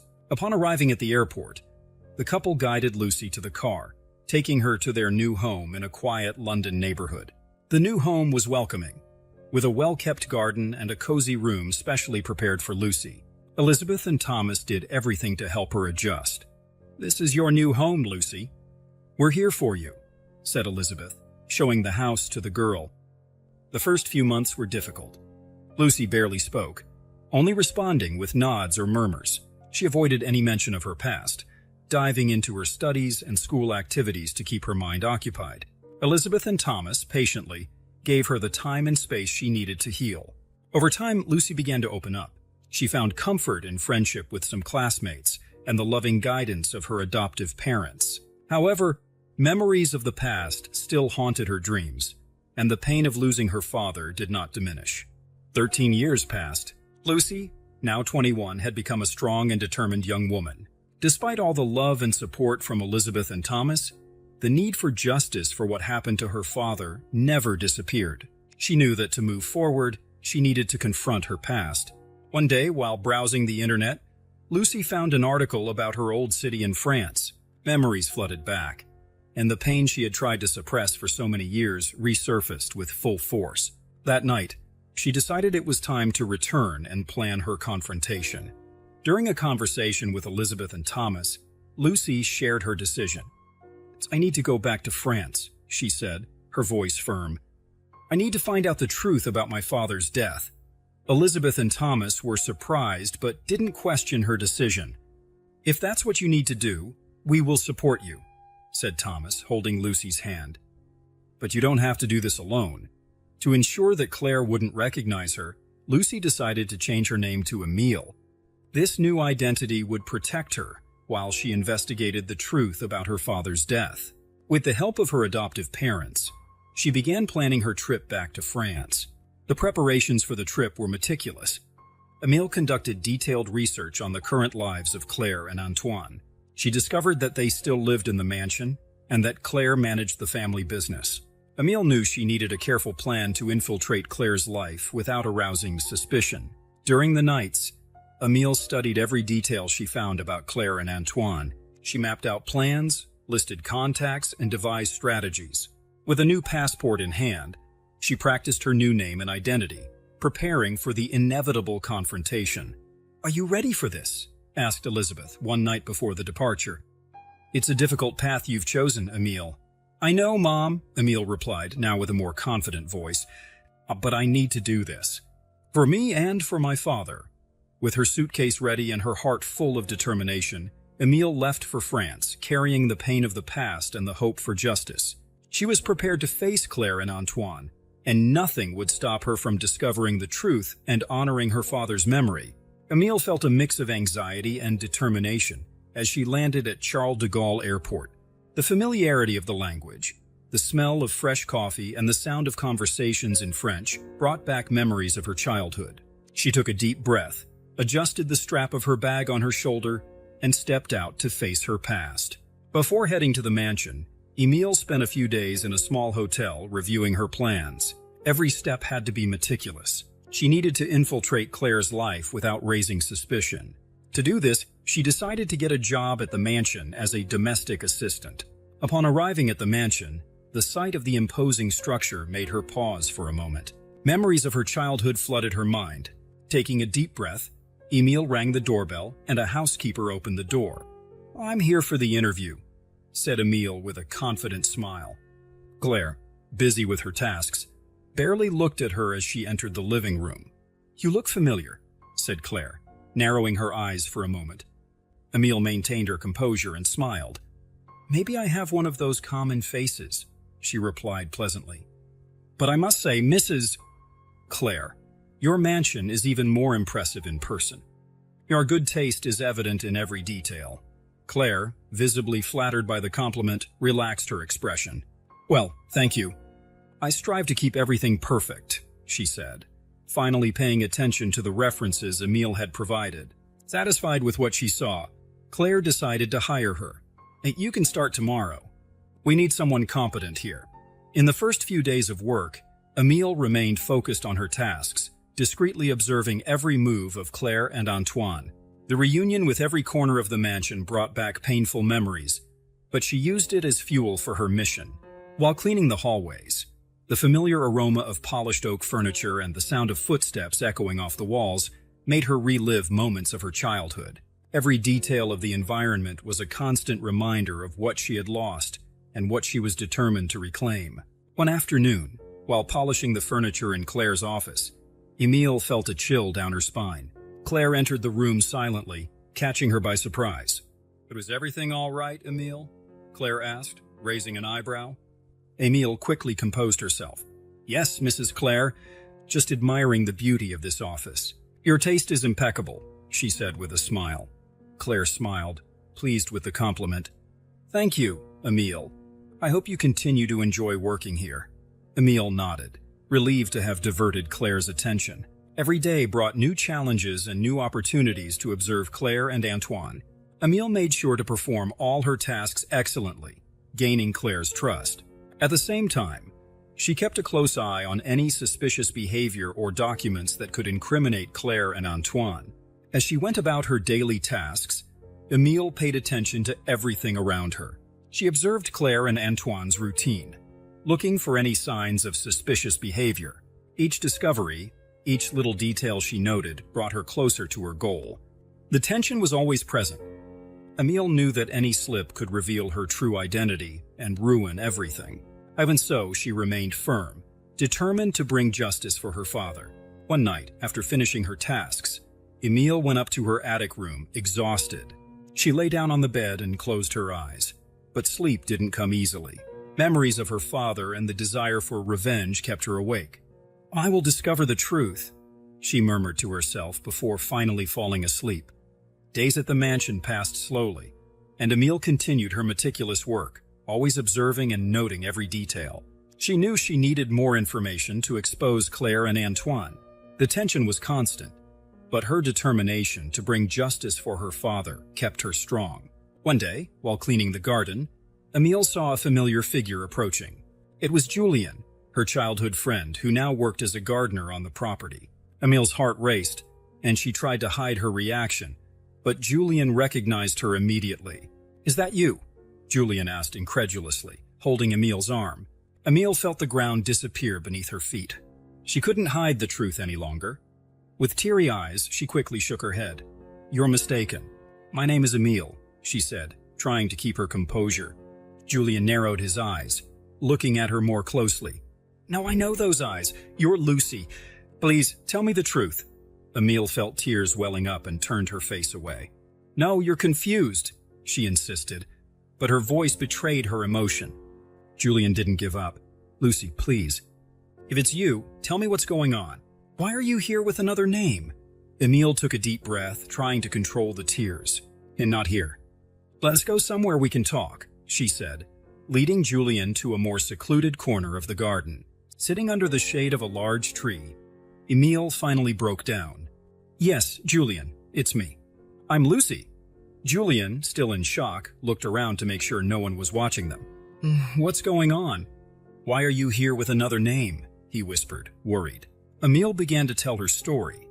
"Julien, I came back to find out the truth about my father's death. Claire and Antoine, they killed him. I know it, and I need to prove it." Julien listened attentively, his expression changing from shock to anger and finally to shared determination. "And they killed your father? My God, Lucy. Or rather, Emile. That's terrible." Emile could no longer hold back the tears. "Yes, they did, and then they abandoned me.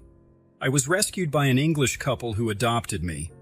They gave me a new life, but I could never forget or forgive what Claire and Antoine did." Julien placed a hand on Emile's shoulder, trying to comfort her. Why didn't you tell anyone before?" "I was scared," Emile confessed, her voice choked. "And no one would believe a child. Claire and Antoine were powerful, and I had no proof. But now I'm stronger, and I need your help, Julien. I can't do this alone." Julien sighed, absorbing the magnitude of the situation. "Do you have a plan?" "Yes, I'm trying to gather enough evidence to expose them. I've already observed some suspicious things, but I need more concrete information. I know it's dangerous, but I can't give up now." Julien looked directly into Emile's eyes, his expression serious. "You're not alone anymore, Emile. I'll help you. We'll discover the truth together." Emile felt a wave of relief and hope. "Thank you, Julian. I don't know what I would do without you." Julian gave a slight smile, gently squeezing Emile's shoulder. "We'll expose those monsters and bring justice to your father. But we need to be careful. They can't suspect anything." With a new alliance formed, Emile and Julian began to plot a detailed plan to gather the necessary evidence. Every step would be meticulously calculated, every move carefully planned. Emile's determination strengthened, fueled by the friendship and support of Julian. Emile and Julian, now allies, began working together on a detailed plan to expose Claire and Antoine. The tension and adrenaline drove their actions as they searched every corner of the mansion for evidence. Each day, Emile's curiosity and determination intensified. One night, Emile and Julian met in the mansion's library. "We have to be quick and quiet," Julian whispered. "Any noise could give us away." They started exploring the old files, looking for any clues that could incriminate Claire and Antoine. It was then that Emile found a document that seemed out of place. It was a mechanic's report. As she read it, her hands trembled. "Julian, look at this," she said, handing the document to him. Julian read carefully. "Maintenance report. Describes the brake sabotage. My God, this is proof." The revelation shocked Emile. She knew her father hadn't died by accident, but seeing the written proof was devastating. "And they really sabotaged my father's car," she murmured, feeling a wave of contempt and anger grow inside her. Knowing they needed more evidence to build a solid case, they continued the search. In Claire's office, Emile found a safe disguised as a bookshelf. "Here, Julian, help me open this," she whispered. After a few minutes, they managed to open the safe and found recordings of conversations stored on a device. Julian took the recorder and listened to a snippet. "This is Antoine discussing the brake sabotage with someone," he said, impressed. "And these recordings are crucial," Emile frowned. "Why would Claire have these recordings?" Julian reflected for a moment. Maybe she had someone follow Antoine and record the conversation as proof against him. It could be a way to protect herself in case he betrayed her. As they explored more documents, Emile found a series of emails and messages exchanged between Claire and Antoine. The messages detailed every step of the malicious plan. "Here are the emails," said Emile, passing the sheets to Julian. They discussed the plan like a business transaction.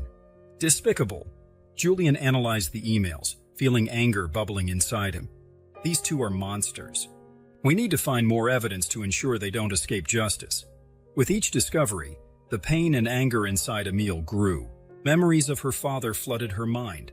His laughter, his words of encouragement, and his unconditional love. The injustice consumed her heart. Emile couldn't hold back the tears, falling to her knees. Julian, beside her, knelt and held her hand. "Emile, we need to be strong. This proves the accident was planned. They killed your father." Emile, still crying, looked at Julian with renewed determination. "They will pay for this. I will bring justice to my father." With all the evidence gathered, Emile and Julian began planning how to expose Claire and Antoine without raising suspicion before the right moment. The tension increased every day, but Emile's determination to bring justice to her father kept her firm. Emile had only been at the mansion for a week. During that time, she stayed busy with tasks in the west wing of the house, away from the main quarters where Claire and Antoine spent most of their time. This separation allowed her to observe discreetly and collect information without raising suspicion. One afternoon, while cleaning the library, Emile heard firm footsteps approaching. The sound echoed on the marble floor, each heavy step feeling like a blow to her racing heart. As she turned, she came face to face with Antoine, who was observing her with a scrutinizing look. Her heart pounded, and she struggled to stay calm. "You're the new maid, right?" Antoine asked, his voice carrying a tone of distrust. The smell of the cigar he smoked invaded her nostrils, intensifying her anxiety. "My name is Emile," she replied, trying not to show her nervousness. Her stomach was in knots, and she could feel cold sweat running down her back. Antoine watched her for a moment, his eyes narrowing. "There's something familiar about you," he said, taking a step closer. "You remind me of someone." Emile felt a chill down her spine but maintained her composure. "And I'm new here. Maybe it's just your impression," she said, stepping back, trying to create distance. Her voice trembled slightly, and she hoped he didn't notice. Antoine didn't seem convinced. He took another step toward her, his features becoming more threatening. "Are you sure you're telling me the truth?" he asked, his tone becoming harsher. The air around them seemed heavier, making it hard for Emile to breathe. She knew she had to think fast. Any slip could reveal her true identity and ruin everything. "Of course, sir. I came here recently looking for work. Mrs. Claire was kind enough to offer me this opportunity." She tried to smile, but her lips barely moved. Antoine still watched her intently, as if trying to decipher a puzzle. Emile felt the sweat trickling down her neck, but kept her gaze steady, avoiding any sign of nervousness. Her fingers tightened around the cleaning cloth she held, her knuckles turning white. "Oh well," Antoine finally said, stepping back a bit. "If you're here to work, then do your job right. I don't want any trouble." His voice still carried a veiled threat, and he looked at her for a few more seconds before turning away. "Of course," Emile replied, feeling a growing sense of relief. Her body relaxed slightly, but fear still held her tightly. As Antoine left the library, Emile felt her legs tremble.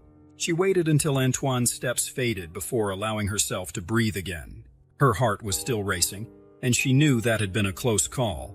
Tears threatened to fall, but she held them back, determined not to show weakness. That night, Emile met with Julien to report what had happened. "Julien, I had an encounter with Antoine today," she said, her voice still trembling slightly.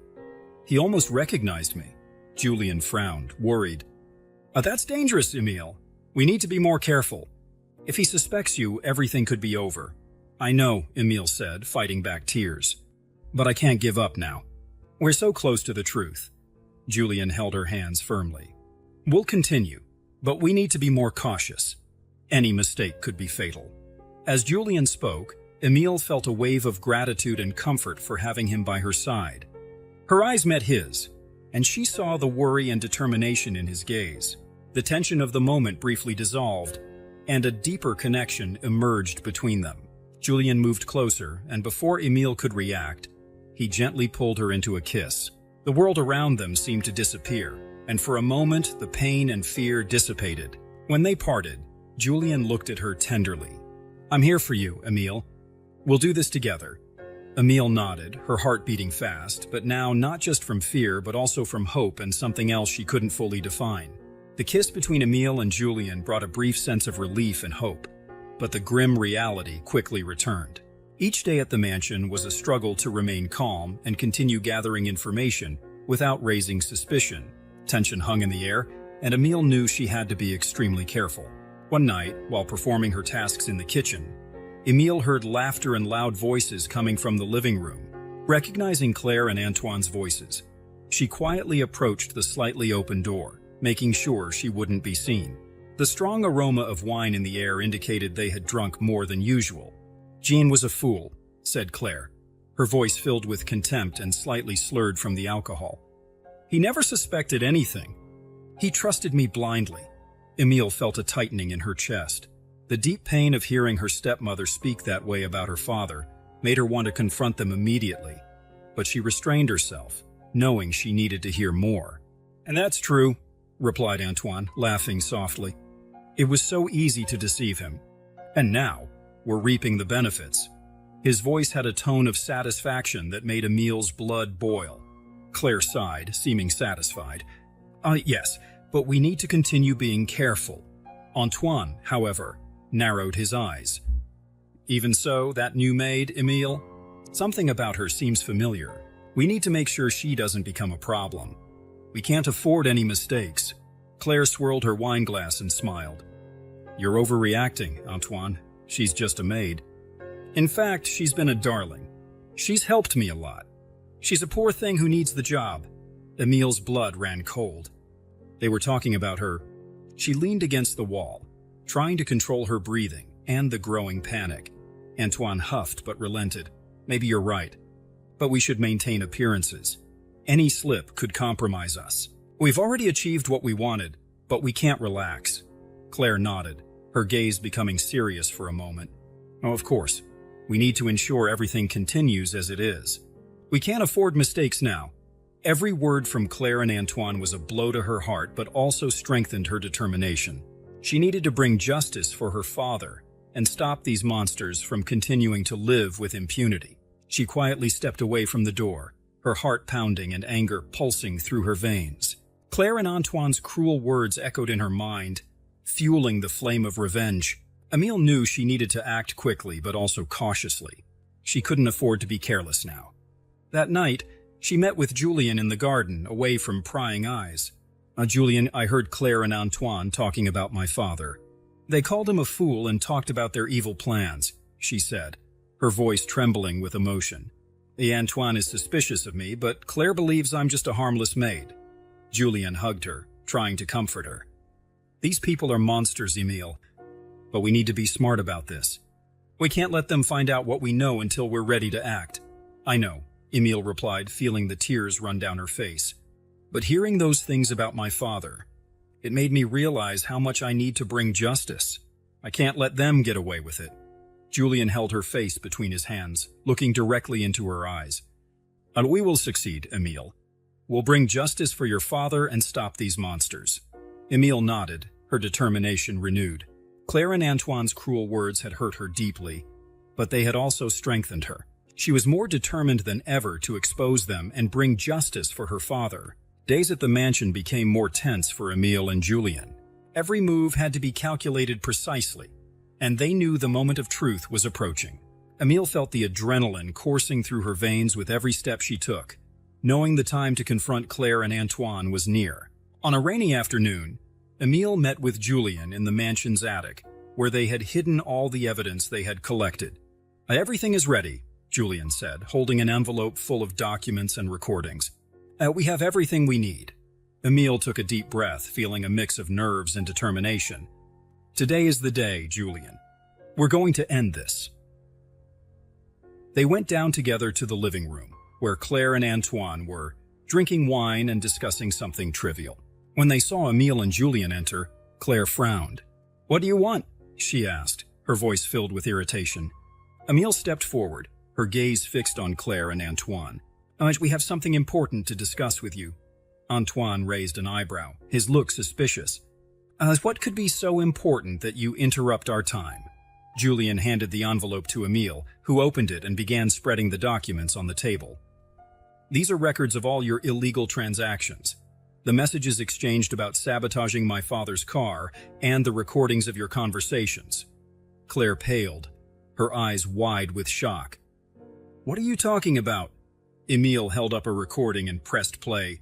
Antoine's voice discussing the brake sabotage with a mechanic echoed through the room.